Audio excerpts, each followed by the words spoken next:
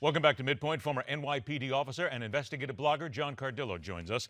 John, let's talk about that ripple effect here across the nation. But let's first look at what's happening in New York City. The arrest statistics after this whole tussle with the mayor went down sharply. As a matter of fact, in the precincts most directly affected by the deaths, that's where Ramos and Lou were gunned down, and in the 84th, where they were usually assigned, a single criminal summons in the week ending Sunday. That's according to police department statistics. Are we reaching a point now where not only in New York but across the country, cops are going to start figuratively pulling their punches because they're afraid that if they make an arrest, if they go after a suspect, they're going to be charged with a hate crime, a racial crime, dragged into court, or even worse? Well, I think that's part of it, but I think we have to look at the financial metrics as well. Cops are smart, and they understand a mayor, like every other politician, is judged very strongly on how they balance their books and how the economy of the city looks at the end of their term. Criminal summonses are down. Now, criminal summonses in New York City account for about $2 million a month in revenue. But more importantly, traffic and parking are down 94%, Ed, and they account for about $50 million a month in revenue in New York City. And so what the cops are doing is giving Bill de Blasio a nearly $500 million a year punch in the wallet. And that's very impactful when he runs for re-election.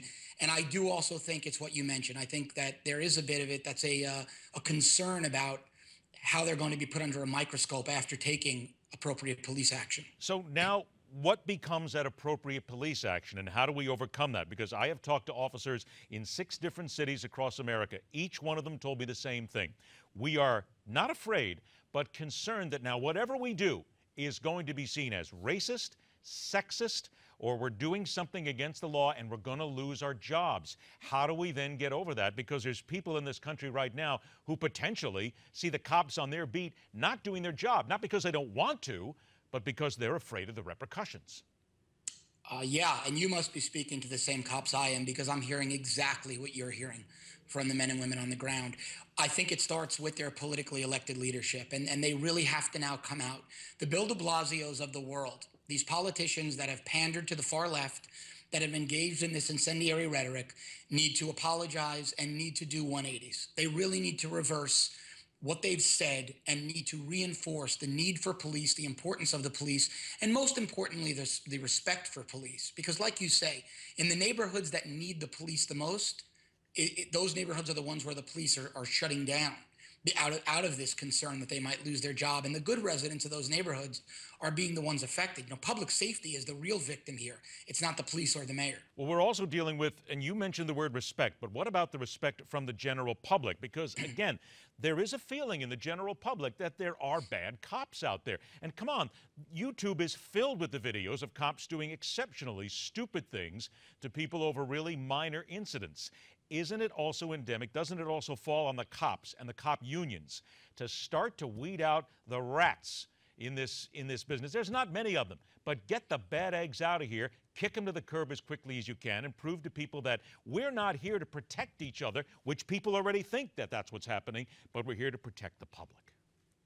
Absolutely, 100%. And I am the first person that, look, I don't see systemic brutality or corruption in law enforcement in the United States. In fact, we've got about... Not systemic, but when it happens and it gets on video and it goes viral, which is what always happens, that one time stops everything. Oh, absolutely. We're agreeing. I may be saying it in a different way. What I'm saying is we have incredibly restrained law enforcement, but you're correct. That one knucklehead who does something stupid ruins it for the masses. And in those cases, absolutely, have internal affairs investigate, and if warranted, fire them, and if warranted, further prosecute them. I am 100% an advocate of that. But I want to explain to the audience, cops are as well. The good working men and women who are getting in their patrol cars and walking their beats every day don't want bad cops in the ranks. They don't want these YouTube videos demonizing the entire force for the actions of one or two.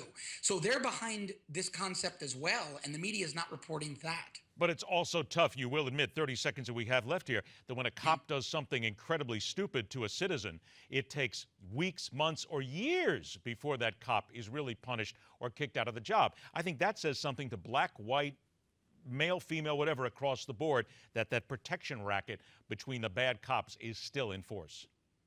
I think every governmental agency would benefit from a more efficient processes. The police included, with both reprimanding and firing and honoring. And so we agree there as well. I think that whole process should be streamlined. Honor the good cops and get the bad cops out, just like it is. Yes. Honor the good politicians, get the bad politicians out as quickly as you can. There you go. John Yes, sir. Cardillo, thanks so much for joining us. Pleasure to have your comments. We're going to do it again soon. Thanks very much for the invite, Ed. My pleasure. Break and we're back. The leader of the Catholic Church taking a bold step in naming new lieutenants, and at the same time ruffling even more feathers, this time regarding his involvement in climate change. And later this hour in Telling It Like It Is, the wonders of American sportsmanship, courtesy of Ducks and Seminoles. It's all right here on MidPoint.